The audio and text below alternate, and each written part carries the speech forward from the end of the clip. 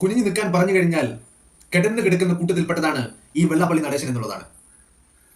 ശബരിമല എന്ന് പറയുന്ന പവിത്രമായ ഒരു ആരാധന കേന്ദ്രത്തെ, ആ സന്നിധാനത്തെ, ആ ക്ഷേത്രത്തെ, വിശ്വാസികളുടെ മനസ്സിനെ ഒക്കെ കളങ്കപ്പെടുത്തിയവനാണ് ഈ പറയുന്ന വെള്ളാപ്പള്ളി നടേശനും അതുപോലെ തന്നെ പിണറായി വിജയനും ചേർന്നുണ്ടാക്കിയ ആ സഖ്യം, ആ കൂട്ടുകെട്ട് എന്ന് പറയുന്നത്.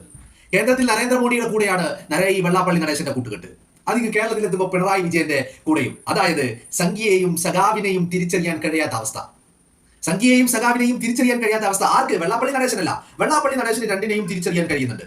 ബട്ട് പൊതുജനത്തിന് സംഘി ആര്, സഖാവ് ആര് എന്ന് തിരിച്ചറിയാൻ കഴിയാത്ത അവസ്ഥയിലൂടെയാണ് സംഘികളും സഖാക്കളും സഞ്ചരിച്ചു കൊണ്ടിരിക്കുന്നത്.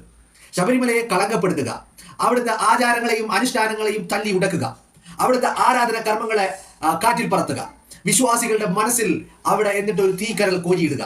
എന്നിട്ട് ഇതൊക്കെ ചെയ്തു കഴിഞ്ഞിട്ട് ഈ പറയുന്ന പിണറായി വിജയന്റെ ഇരട്ടപ്പേര്, ഈ കേരളം കണ്ട ആധുനിക നവോത്ഥാന നായകൻ